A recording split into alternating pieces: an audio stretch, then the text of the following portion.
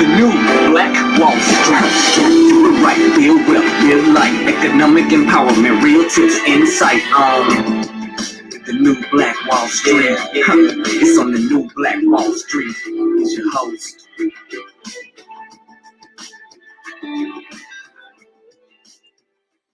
Hey, Grand Rising to you billionaires. Thanks so much for joining us here today on the New Black Wall Street, the Money and Power Show. I'm your host, ERGJ, your certified financial educator, CEO of ERGJ Enterprises, ERGJ Black Bazaar, and international best-selling author of the book, The Black Billionaires Club. The book that I wrote, guys, is a study of Black wealth. The book that I wrote is a study of the 12 richest Black people in the world today and how they built their wealth. And I just truly believe that if you want to be wealthy, that's a big if, by the way. But if you do, I recommend, this thing moving pretty slow. What's going on? I recommend that you study wealthy people. Now, the Money and Power Show, what is it all about, guys? It's all about us talking about two particular areas that I believe that we've been conditioned not to talk about. Money and power, which would be economics and also politics, cash rules, and also cash flow. As I continue to kind of move about, I find people who want to be rich. They want to be wealthy. They have a want or a hope or a prayer that they'll be better off financially, but it's really important that we learn to invest in that which it is that we want. And so one of the things that I did, I actually wrote a book, right? I wrote a book about the wealthy people of our land, the wealthy Black people of our land, as I saw that, we were underrepresented in this particular area, but we do absolutely exist. So if you do want to be wealthy, I recommend that you study wealthy people.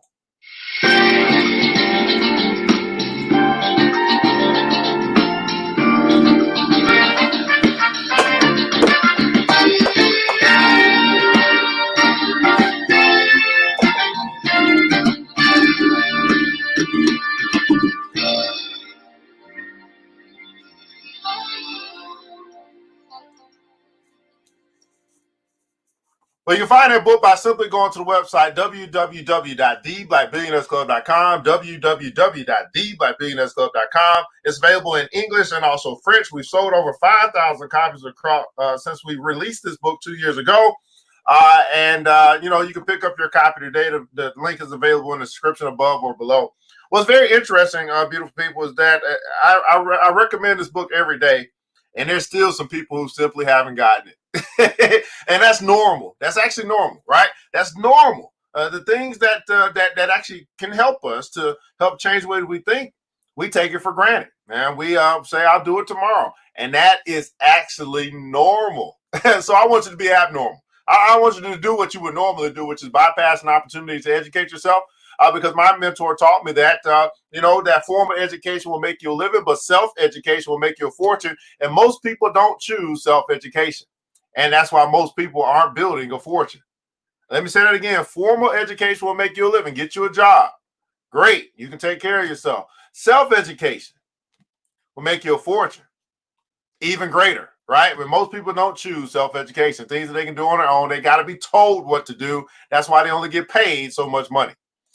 Today's episode has been brought to you by ERGJ Black Bazaar, the Afrocentric marketplace, which specializes in Afrocentric home decor, personal care products, also Black art inspired gifts. Here at ERGJ Black Bazaar, you can check out, we do have the personal protective equipment. We have seen a rise in COVID-19, especially in Florida, but then across the country, across the world as well. So make sure that you protect yourself, and you do need some equipment to do that to help you continue to move about as these cities and these states continue to open up. We do have a specialty in the HBD, in the CBD hemp area, and also electronics. But then also find out some of our staples, home decor, bathroom decor, travel stuff as well. And we do want to what was I going to feature? We do want to feature our latest item, which is here in our COVID-19 fashion. We do have your fashion face covers. We do have here your HBCU designer face mask. And so YKJ, which is a design company, Black woman-owned design company, has designed some mock-ups for us here for those that have a HBCU, and we are taking requests. And so we do have a Howard, Clark. We got 2 different FAMUs to choose from. Morehouse, I think we got 3 different Morehouse options to choose from. Southern, we have that represented as well. Spelman College, Miles College, and also we just added Fisk yesterday. And so for every mask that's actually sold, 10% of the proceeds will go back to that respective HBCU, because Black colleges do matter. That's a part of the formal education. And so I think it's incumbent upon us to help keep our institutions afloat. And this is the way that we're doing it, because we do recognize that schools open back up, masks will be necessary, and we don't know for how long, but why not get a mask to represent your school, and then you know that the proceeds of that particular person will go back to the school.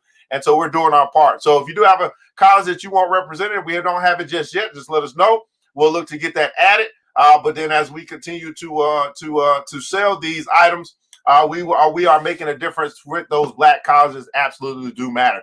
Here at ERGJ Black Bazaar, the Afro Centric Marketplace, we want you guys to remember this, that once you shop Black, you never go back. That's right, man. Once you shop Black, you never go back, man. Thanks so much for all your support over the years as we continue to share Black-owned products and businesses, and we do a partnership with those as well to help sell their stuff so they can stay in business. Man, the like button, the share button if you care. Like button, the share button if you care. We're broadcasting here live across our Facebook and also YouTube here today across the World Wide Web.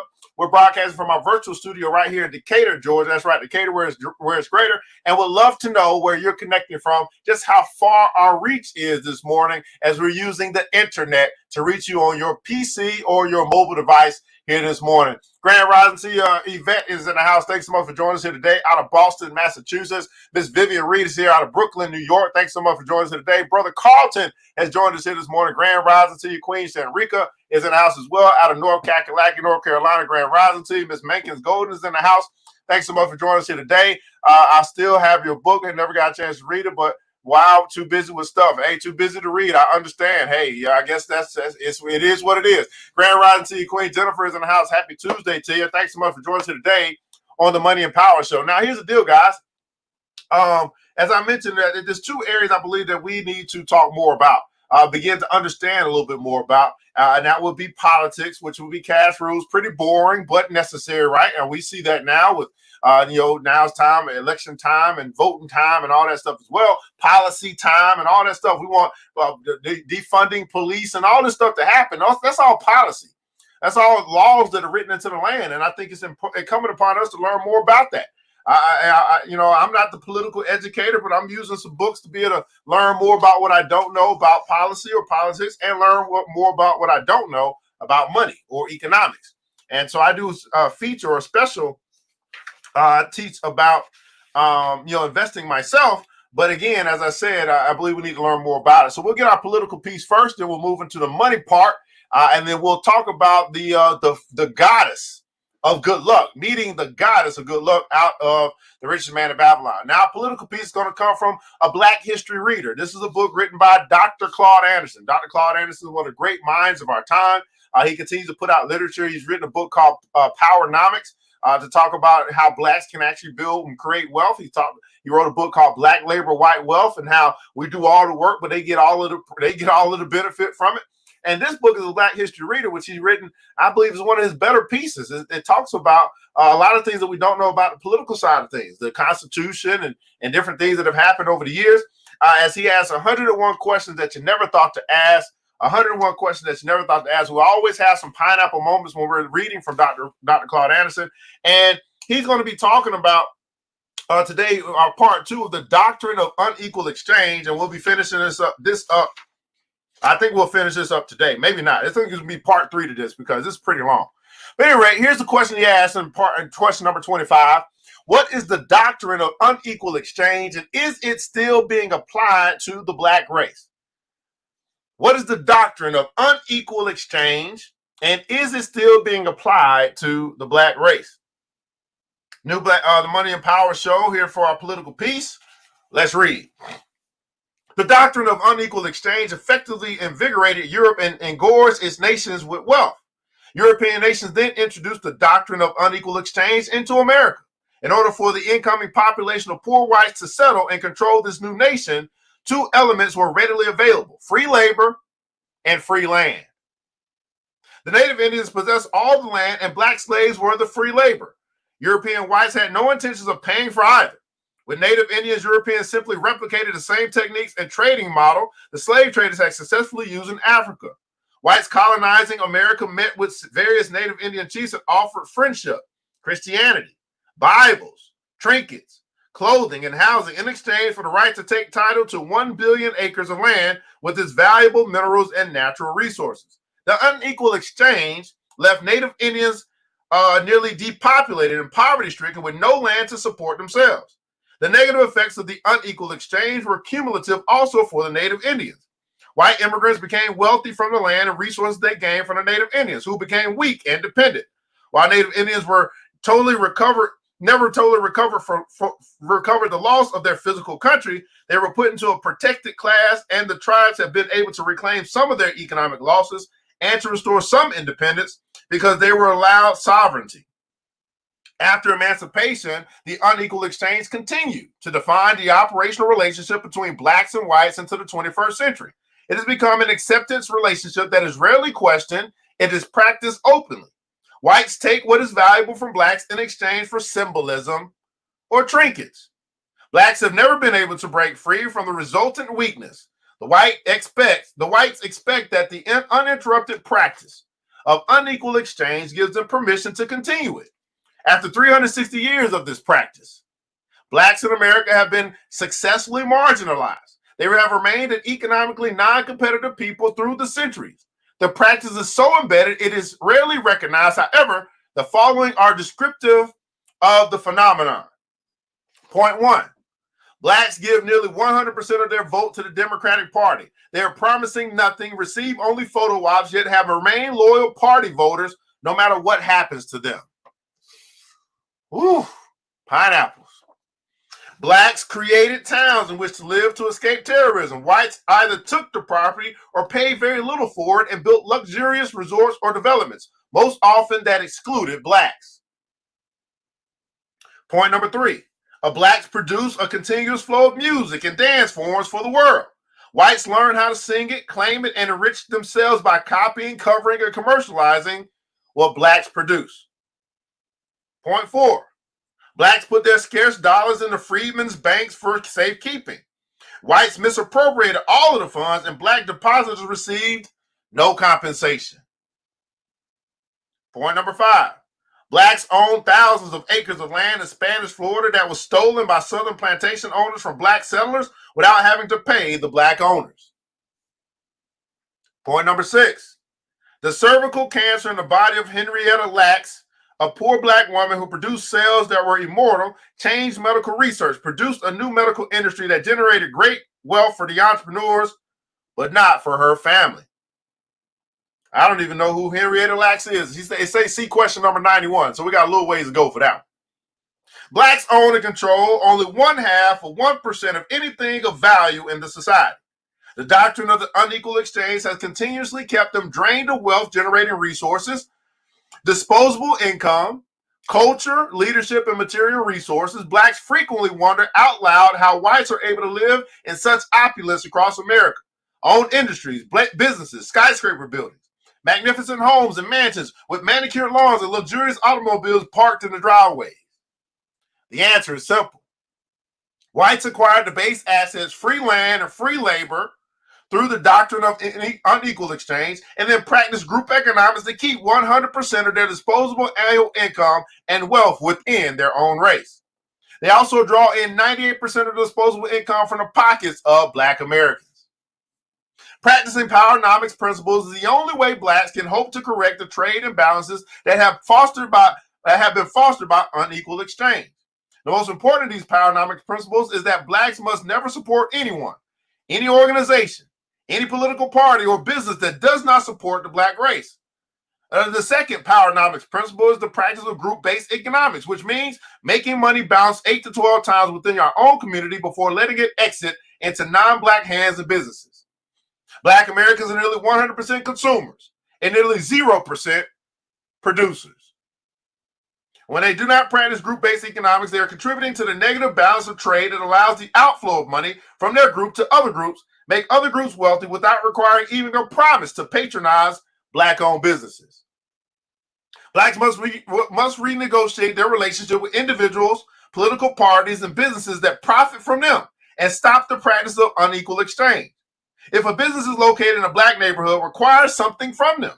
Demand that in exchange for the wealth the business extracts, the business must purchase items from a list of black produced products, as well as provide jobs, support efforts to improve the neighborhood, and otherwise provide material benefits to black neighborhoods. Blacks should impose standards and simply not permit any business to strip them of their financial assets and leave nothing of value. As black people demand reciprocity and become more self-sufficient, they will be able to alter the uneven balance of trade deficit that comes from the continued practice of the doctrine of unequal exchange. Now, notice Dr. Claude Anderson is saying here, there must be some standards and there must be some demands. There must be a standard and there must be some demands. There must be a standard and there must be some demands. Man, what is the doctrine of unequal exchange? Been practiced over and over decades, over centuries, to bring wealth to a particular class and poverty to another class, and it's all it's deep and it's all real, and the love of money is the root of all evil. I'll just leave it at that. Yes, unequal exchange still applied to our race, but most of us don't know how or how much, man. Absolutely, man. Dr. Claude Anderson, we appreciate your words here today as you continue to educate our people and the nation through your literature. Well, beautiful people, that was our power or our political piece this morning on the Money and Power Show. I want to take a look here and see what's going on in the market. Had quite a buzz this morning as I had a post come up to ask about learning about the investing in the stock market. Here's what I found. Here's the thing, guys. A lot of people ask, to learn, but they're not willing to pay for class. Let me say that again for the people in the back.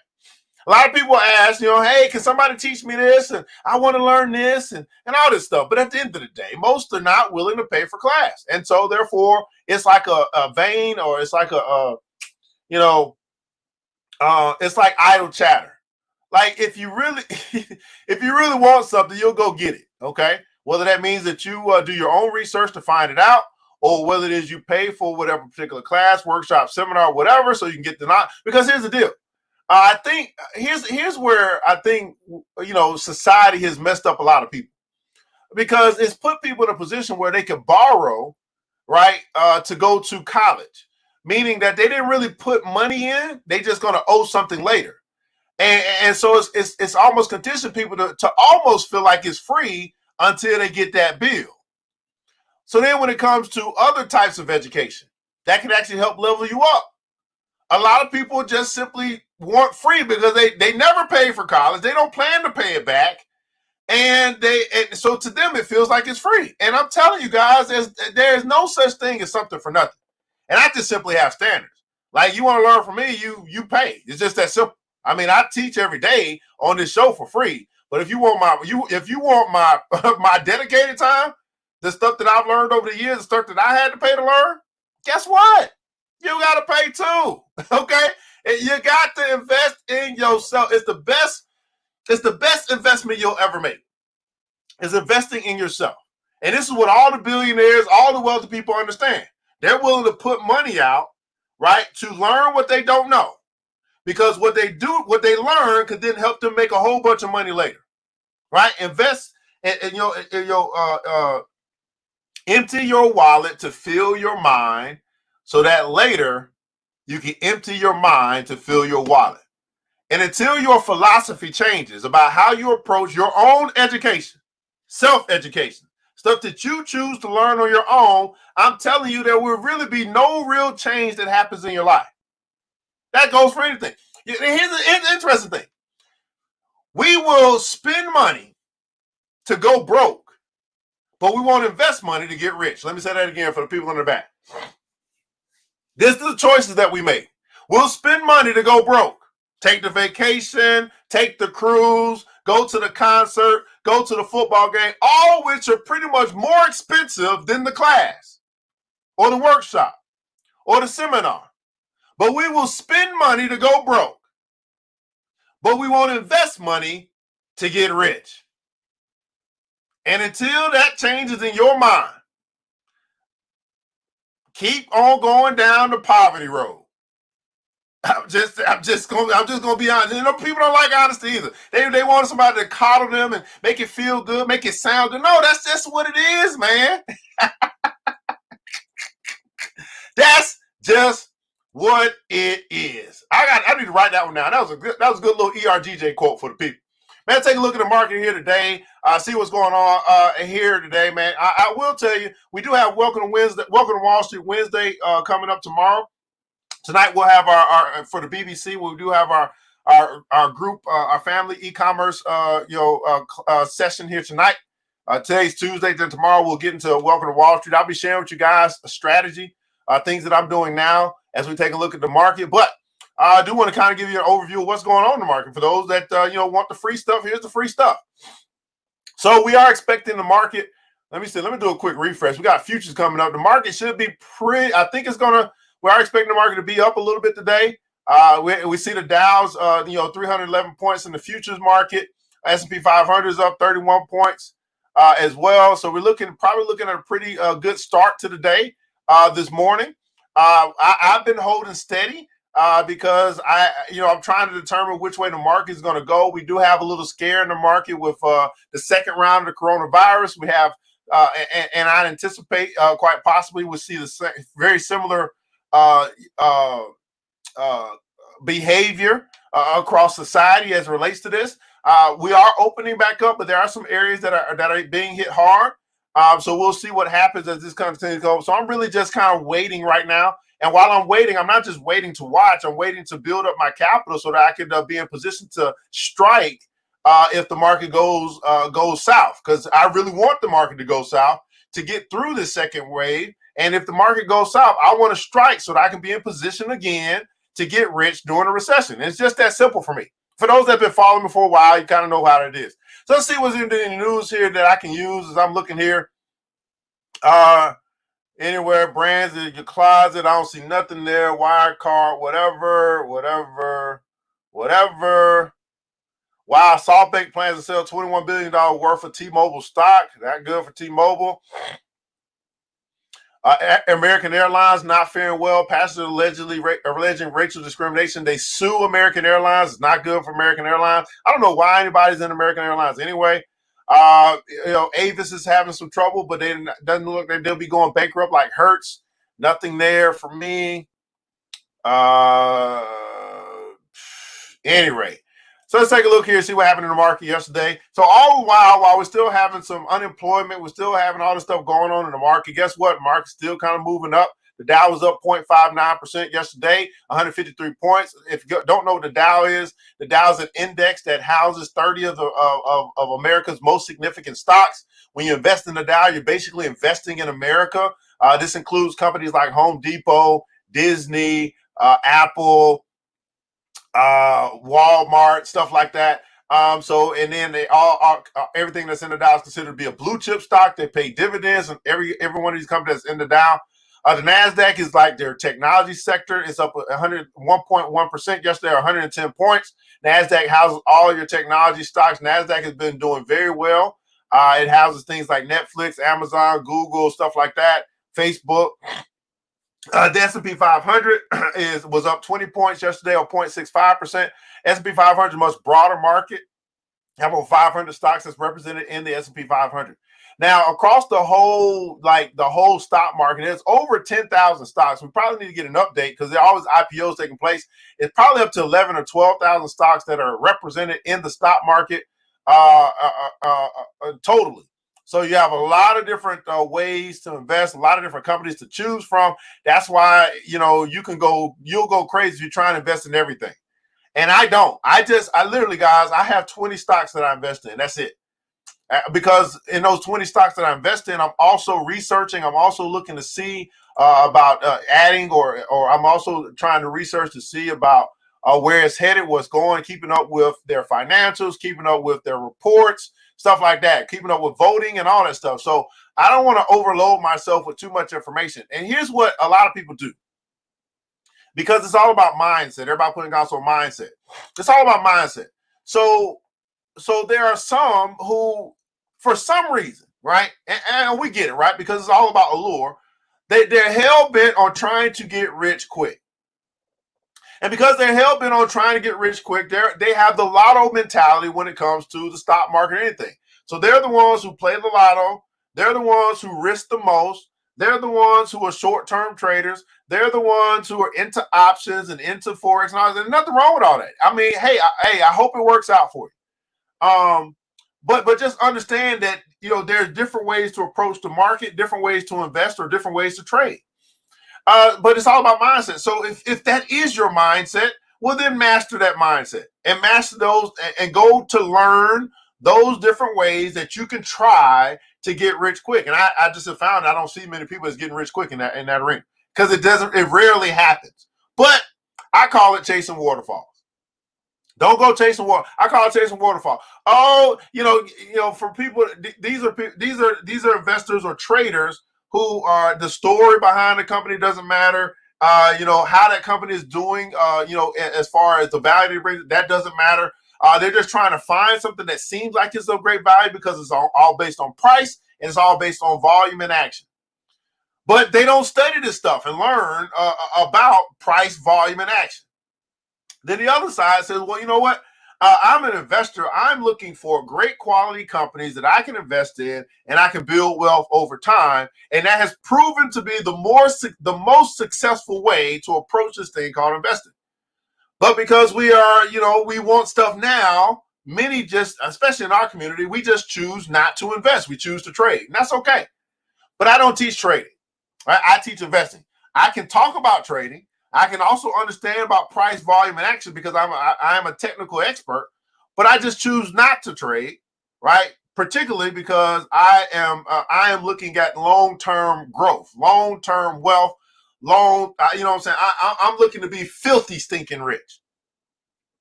That's just a choice that I made. And I think you have to make a choice as well as it relates to how you plan to approach this thing called investing if you are going to invest. And it's no different than if you're choosing real estate. You got to choose whether you're going to buy or hold or you're going to fix and flip. You got to choose how you're going to approach any particular market. I don't care what type of market, whether it be cryptocurrency, whether it be forex, whether it be commodities, whether it be futures, go on and on and on. You still have to choose. You have to decide the philosophy that you're going to take into these new markets. Okay? You got to say same thing you got to think about when it comes to if you're going to run a business. You got to think about the approach that you're going to take when it comes to running your business model, your business philosophy, all that good stuff. So anyway, so understand what your philosophy is so you can understand who you need to talk to as it relates to getting advice. I mean, what is it to be a trader and you're trying to get advice from an investor? Or what is it to be an investor and you're trying to take advice from a trader? It doesn't make sense. Two different philosophies, two different approaches to the market. And most black folk, when it comes to investing, they are traders. They are lotto mentality minded people. We don't mind taking big risks, which means that we have the potential for bigger rewards, but we also have the potential for bigger risk with bigger losses. So anyway, you do have here advisor comments on China sends markets on a roller coaster. White House advisor, whatever. JB Morgan thinks it's time for investors to be more selective. Okay, thank you so much, JB Morgan. There hasn't been non-stock rather than feels about coronavirus. So coronavirus fears return. We understand that. Here's what happened yesterday. You have Gap. You have Chipotle. We're both up 8%, 5% respectively. You had the cruise lines. Again, when you see coronavirus fears, we know what happened before. We saw that the cruise lines, the airline industry, all of that stuff, because the fears return again in Florida and Texas and these places, these particular industries are going right back. The same behavior that they exhibited before. They're going right back to that same behavior. So this stuff is it's not rocket science, guys. It's really not difficult to comprehend or get if you start getting around people who talk this stuff. You start thinking a little bit like, okay, what just happened in March? Okay, well, if the fears return, what can we expect to happen if it happens again? Probably the same thing. That makes sense? Yeah, probably the same. If it happened in March and we have fears that are coming back again, then whatever happened in March is likely to happen again. Why? Because the people haven't changed. The people ain't changed. They ain't changed in 3 months. Only a few people have actually adjusted their life to this thing called corona or coronavirus or COVID-19. Only a few people. Everybody else, as far as it relates to their behavior, their habits, they are still the same. Ain't nothing changed. So if the fears return, and if it is a second wave of this thing called corona, the only thing that might be different is that people might be a little bit more prepared. They may have stockpiled a few more, toilet tissue or something like that, so they're not going out doing that. But generally speaking, people are the same. Now look at this. Oil is up to $41.48 per barrel. You've been following for a long time. Back in March or actually early April, oil's at a negative, I think, 30-something. Now it's at $41.48. Same thing I told people. This is still a valuable commodity, still going to rise. And the things that's associated with oil, guess what? They've been rising right along with it. Gasoline is $1.65 across the country for regular unleaded gasoline. Gold is $17.70. This has actually been a rise as well. Look at where gold is right now. $17.70 is pretty big. That's considered why? Because money is moved over to gold as a safe place during all this uncertainty. Silver at $17.96. Corn $329.50 for a bushel. The Dow's down 8.81% for the year. Look at this NASDAQ, though. If you are heavily invested in technology stocks, heavily invested in work from home stocks, heavily invested in things like that, look at that. Although the Dow's down, although the S&P 500 is down, if you are tech heavy, you are still doing pretty good this year. Up 12% for the year. S&P 500 down 3.5%. Look at this. Emotion is driving the market down to 53. That's why I said right now I'm just kind of pausing for the cause. Where are we headed? Are we going to go higher up into extreme green? We're going to have a whole bunch of money coming into the market. Are we going to be headed down with this fear coming back with coronavirus? I don't know just yet. So I'm just holding tight, waiting to see what's going to happen, waiting to see what's going to drive the market as it relates to the emotion is concerned. So last week we're still at neutral, 53. Last month we was at 50. So for the whole last month, as you might have noticed, there's been a calm in the market because the market's trying to determine which way are we going here. One day we're up, one day we're down. One day we're down, next day we're up. Right? So I've just been holding steady, getting my stockpile together, getting my cash reserves ready, so that if it does go where I'm thinking it's going, I can be ready to strike. So I've been watching my watch list, putting the things up, getting ready. I'm just getting ready. Everybody putting on, so get ready. If this is the case, it means it's a second opportunity for other people to get ready. Maybe they didn't get ready the first time or they weren't ready. They got caught by storm and they weren't ready. So they missed out on that first wave. But if it comes back again, are you ready now? You see what I'm saying? There's nothing new under the sun. If you missed it the first time, will you be ready if it happens again? Great question. Most people answer is no, because they didn't learn from the first time. Didn't learn. Let's keep going. I do this for fun, man. I do this for fun. All right. So at any rate, we will continue this. We'll continue this conversation tomorrow. We'll see what the market has for us. I think it's going to be a pretty decent day in the market today. Again, just holding steady. I'm just waiting, getting ready. Look at all this, man. All this stuff that has happened over the past month, I believe. Consumer durables has been up. These numbers, I still don't understand what these numbers represent. This must be a month or maybe 3 months, because clearly, how in the world is this all this stuff up in green, but we're looking at negatives for the Dow, negative for the S&P 500. So something ain't making sense as it relates to these numbers that CNNB provided. Anyway, see what you guys talking about in the comments here. Oh, yeah. All right, man. Listen, it's like a tutor help for class. It's free until it's not. Invest in yourself. Best investment in all is all you have. Mindset, right? Mindset, right? You better get ready, Brother Carlton. You better get ready, man. Hey, shout out to Brother Carlton, maybe reaching out, sharing some stuff, man. I appreciate the knowledge he's been sharing as well. Had to pray that coronavirus will go away. Go ahead and pray. That don't mean it's going away. I mean, they were praying when they brought the 7 plagues in the land in Egypt. So, go ahead and pray. All right, get ready. Hey, y'all gonna have to, I tell y'all, man, for real, y'all need to read y'all Bible, man. You know what I'm saying? Yeah, read your Bible, man. This stuff has happened, right? 7 plagues. How long were those 7 plagues in Egypt? You know what I'm saying? I don't know how long did that happen with Sodom and Gomorrah. This stuff is not new. All right, whatever it is, whether plague, virus, bacteria, I don't care. We giving new names all the time. Ain't nothing new under the sun.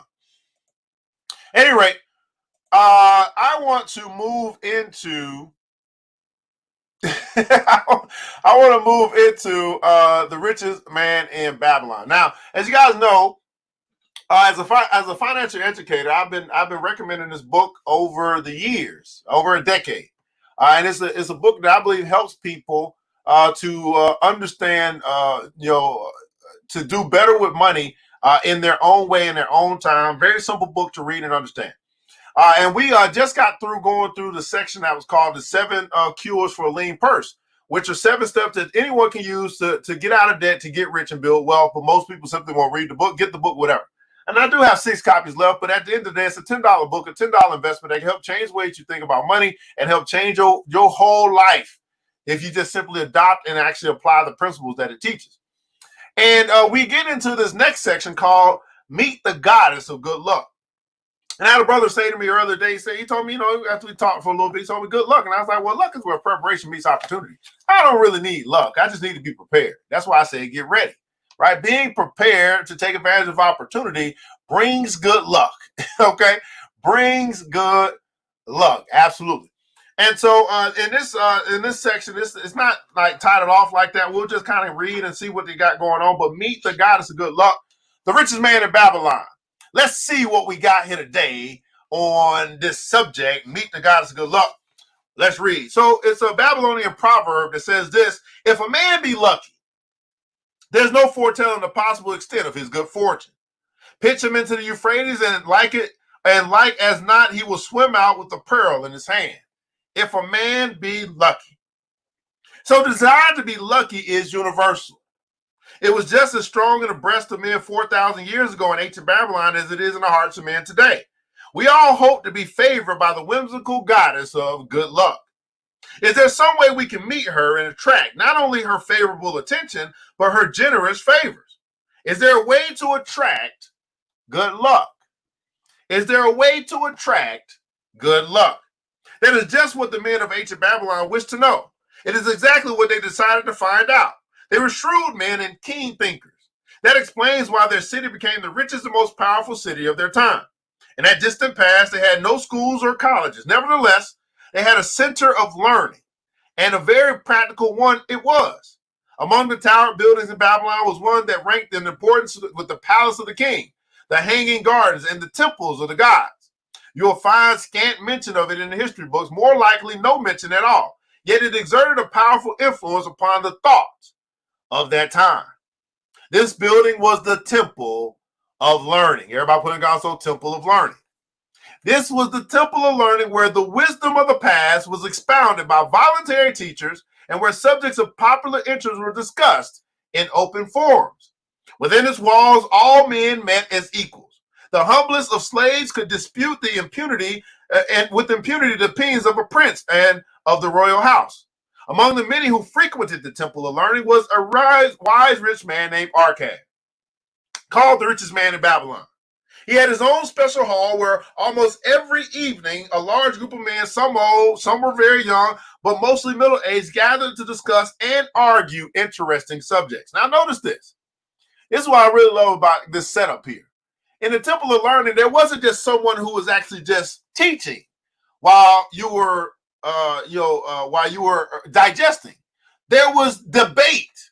There was discussion. There was actually dialogue that took place. Man, boy, wouldn't it be great to have a place like that now? Maybe the Black Billionaires Club, where, you can actually ask questions. You can actually argue or debate your particular stance on something. And everybody could learn. Versus, well, this is just what this person said, or this must be what it is. Matter of fact, there was a man named Jesus who talked this way, wasn't I? Did he not have a space where he had dialogue with his followers? And they were able to debate and discuss, think out, all the while they followed the great teacher. Wouldn't it be great to have places like this now? Just a thought.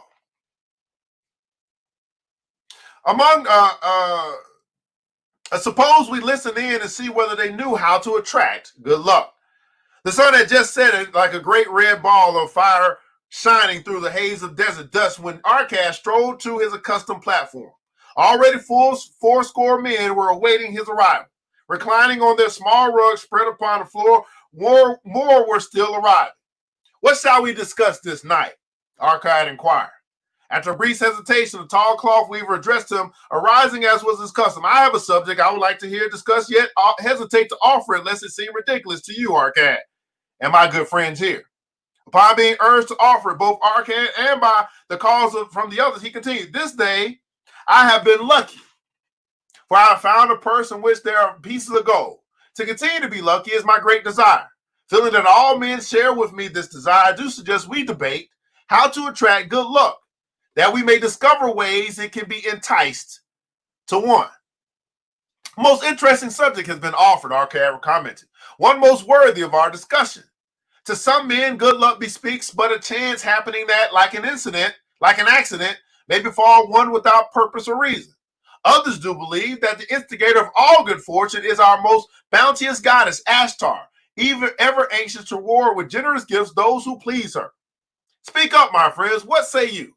Shall we seek to find if there be means by which good luck may be enticed to visit each and all of us? Yeah, and much of it, responded the growing group of eager listeners. Thereupon, Arcade continued. To start our discussion, let us first hear from those among us who have enjoyed experiences similar to that of the cloth weaver in finding or receiving, without effort upon their part, valuable treasures or jewels. Valuable treasures or jewels. Oh, that's right. What's going on, Ms. Mankins? I believe I saw that you got some trademarks or something going on. Fantastic. Congratulations as well. There was a pause in which all looked about expecting someone to reply, but no one did. What? Nobody? Arcade said. Then rare indeed must be this kind of good luck. Who now will offer a suggestion as to where we shall continue our search? Now that I will do, spoke a well-robed man arising. When a man speaks of luck, is it not natural that his thoughts turn to the gaming tables? Is it not there we find many men courting the favor of goddess and hope she will bless them with rich winnings? He's talking about the lotto, casino, stuff like that. As he resumed his seat, a voice called, do not stop, continue the story. Tell us, did you find favor with the goddess at the gaming tables? Did she turn the cubes with red side up so thou fill thy purse at the dealer's expense, or did she permit the blue sides to come up so the dealer ranked in thy hard-earned pieces of silver? The young man joined the good-natured laughter. Then he replied, I'm not averse to admitting she seemed not to know I was even there. But how about the rest of you?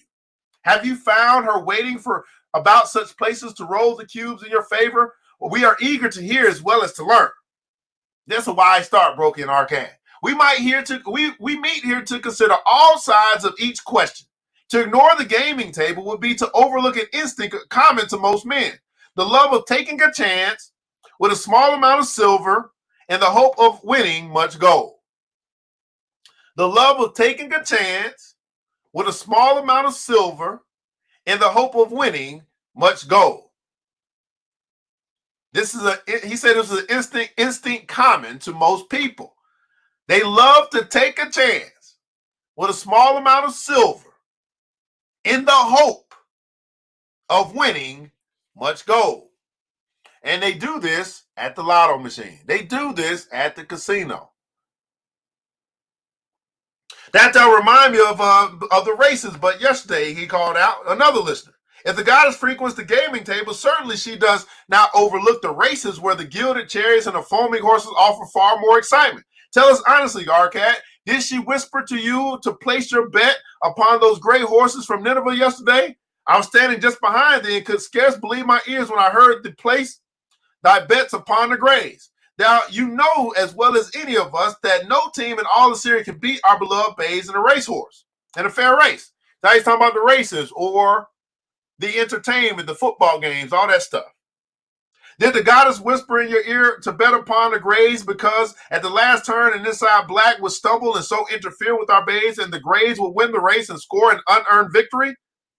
Arcade smiled indulgently at the banter. What reason have we to feel the good goddess will take that much interest in any man's bet upon a horse race? To me, she is a goddess of love and dignity, whose pleasure is to aid those who are in need and to reward those who are deserving. Aid those who are in need and reward those who are deserving. Aid those who are in need and reward those who are deserving. I look to find her not at the gaming tables or at the races where men lose more gold than they win, but in other places where the doings of men are more worthwhile and more worthy of reward. So they say, hey, here at the lotto machine, here at the casino, here at the gambling houses, here at the Kentucky Derby, here at the NASCAR race, here at the football game, here at the basketball game, here at DraftKings, men lose more money than they win. Men lose more money than they win. I would even say the same thing when it comes to options and all that stuff, all these get rich quick ideas. Men lose more money than they win. How many guys find that to be true? How many guys know the statistics when it comes to these different areas that people are willing to give a small amount of their money in hopes of winning a huge amount of gold? Men lose more money than they win.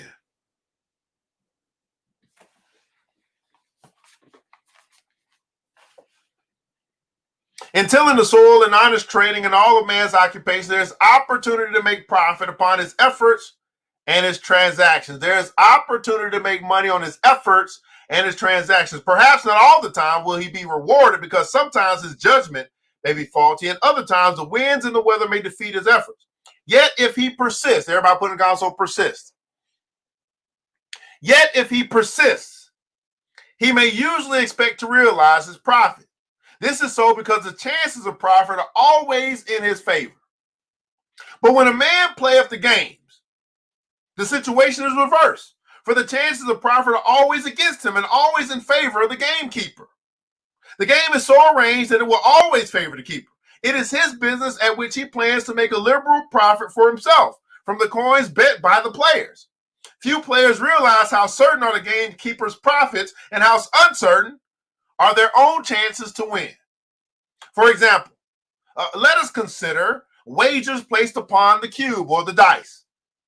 Each time it is cast, we bet which side it will be uppermost. If it be the red side, the game master pays us 4 times our bet. But if any other of the 5 sides come uppermost, we lose our bet.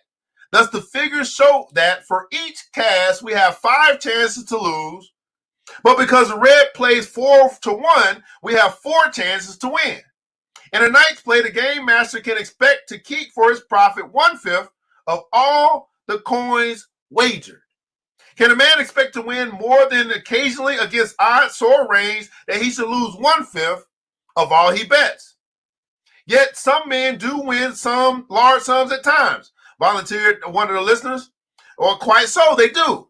Arcad said, realizing this, the question comes to me whether money secured in such ways brings permanent value to those who are thus lucky. Among my acquaintances are many of the successful men in Babylon, yet among them I'm unable to name a single one who started his success from such a source. Now, notice this. He said, yeah, some do get lucky. Yeah, some may win. But when you look at all the wealthy people of our land, he said, I am unable to name one who got started building his wealth or her wealth by gambling. Name one. Let me read this again. He said, yet among them, I'm unable to name a single one who started his success from such a source. Now, this is why I say if you want to be wealthy, you study wealthy people. Because if we learn how they got started, if we learn what they went through in order to get to the place where they are today, then we'll also learn what they didn't do. And what they didn't do was put themselves in a position where they had the opportunity to lose more than they could win. Or it's more likely for them to lose more than they would win. But yet, those who are uneducated, those who just like the thrills and like to go through the whole rush of possibility, continue to put themselves in position where it's more likely for them to lose more than they win, and then they wonder why they're not getting ahead. That's right, Miss Gloria, the house always wins. The house always wins.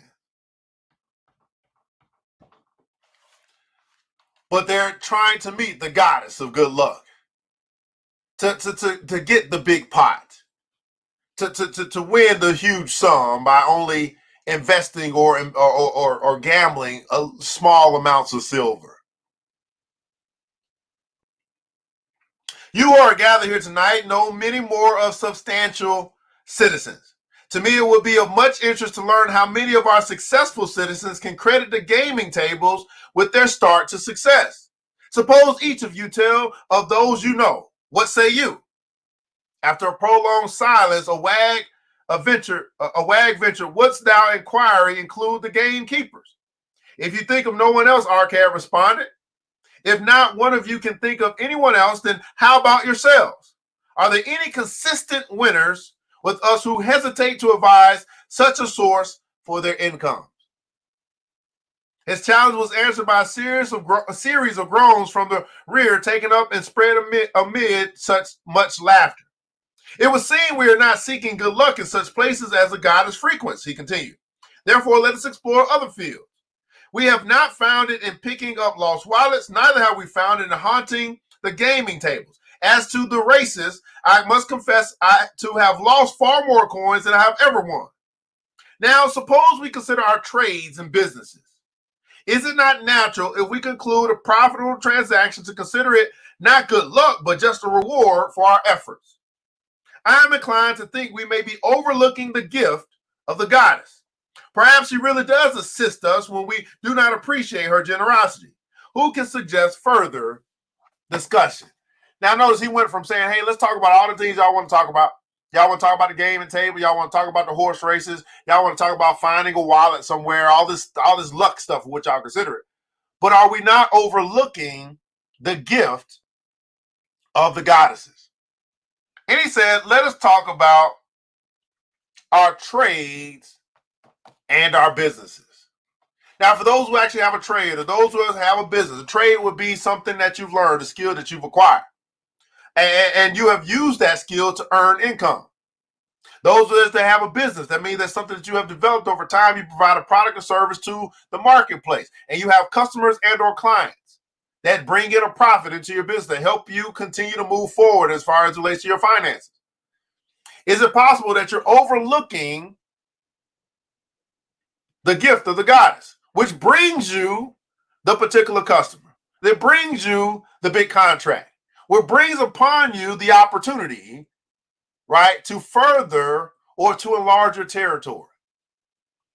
Is it possible that we're looking to something that that really gives us a very, very slim odds to help us further advance financially? We're looking to that because it's glorious, it's glamorous, it looks good, it sounds good, all that good stuff. But more people lose over there than win, and we're not paying enough attention to our trades and businesses, the skills that we've acquired, and the things that we have built.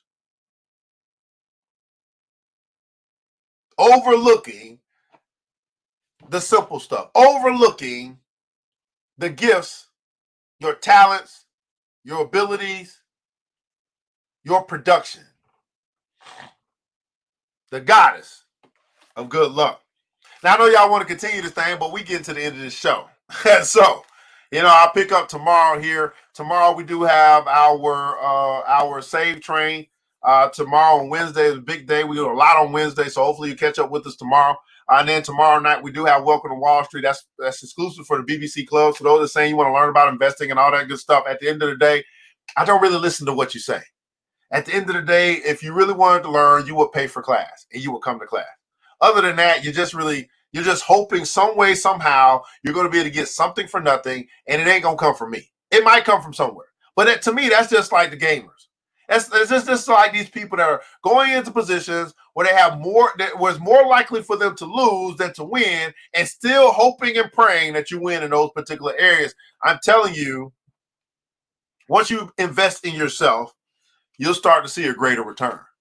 If you're unwilling to invest in yourself, then continue to accept whatever it is that life has to offer you. If you bargain with life for a penny or for free, it'll pay you no more. If you bargain with life for a penny, it'll pay you no more. In the comments below, I'd love for you to share something that you learned today, your pineapple moment. All right, we don't do this just to do this. We do this to make a difference, and hopefully we made a difference in your life, in your psychology, in your philosophy here today. Yes, I've shared one of the books that's helped me go from being a financial zero to a financial hero. We shared another book that talks about a political side of things and building the black infrastructure in order to make sure that we no longer practice unequal exchange. We've also taken a look at the market today, see what's happened over time, and talk a little bit about what we may see happening in the near future. My question to you is simple. It's a simple question. No matter how long you've been with us here today, was this worth your time and why? Was this worth your time and why? As you guys are typing, I know I'll talk much faster than you type. I want you guys to make sure that you continue to support and check out. This is something we do for free, but there's different ways you can support. As I said, there's really no such thing as free, but there's ways that you can support. You can support actually by buying the book. Buy the book. Black Billionaires Club. Buy the book. You can find that book by simply going to the website, www.theblackbillionairesclub.com. And once you and I learn to actually exchange for what we get, right? Although it's much better to receive than to give. I mean, to give than to receive. But once you and I learn to exchange, and that's why I love what Dr. Anderson wrote. He talked about unequal exchange. And here's the problem. Many of us, we actually practice the doctrine of unequal exchange, meaning that we want people to give to us in whatever capacity, whatever manner, but we're unwilling to give to others. That's unequal exchange. We want someone to pay it forward for us, but we're unwilling to pay it forward for another. That's called unequal exchange. Unequal exchange. And you got to ask yourself, because it's easy for us to talk about what white folks have done, right? We've seen that. We can talk about that. We feel bad about it, whatever the case may be. But when we start talking about how we operate, oh, now you're being negative. No, we don't want to talk about that. Honey. Some of us do the same thing that white folks have done for decades. We practice unequal exchange. Think about that for a second. Many of us do the same thing that is done to us, but yet we will not look at how we operate. Also, you can check out the ERGJ Black Bazaar. Go buy something. I'm not asking you to give anything. If you find something of value that you could use, buy from us. Buy black, sell to everybody else. Just that simple. Okay? Buy black, sell to everybody else. Just that simple. Hey, Miss Yvette said it was my time because it's very important to learn from you, and thank you for that, King. I appreciate too, Miss Yvette. Being patient by taking high risk to get wealthy is not wise. You can't get something for nothing. Absolutely. Fair exchange is no robbery at all. Well said, Miss Gloria. Fair exchange is no robbery at all. This is the Money and Power Show, brought to you by the New Black Wall Street. I'm your host, CRGJ, your certified financial educator. I want you guys to remember this, that it takes a village. It starts with us. Let's build as we climb together. We all we got, beautiful people. Matter of fact, we all we need. And thank God that's more than enough. Until next episode, you know what time it is. It's time to get up, to get out, and go get something. Mr. DJ, hit the music. The new Black Wall Street. Thanks you for joining the show. We gave a lot of great tips, but it's time to go. Take the knowledge we shared, hope you use it and grow. We will see you all there in the next episode of The New Black Wall Street. The New Black Wall Street.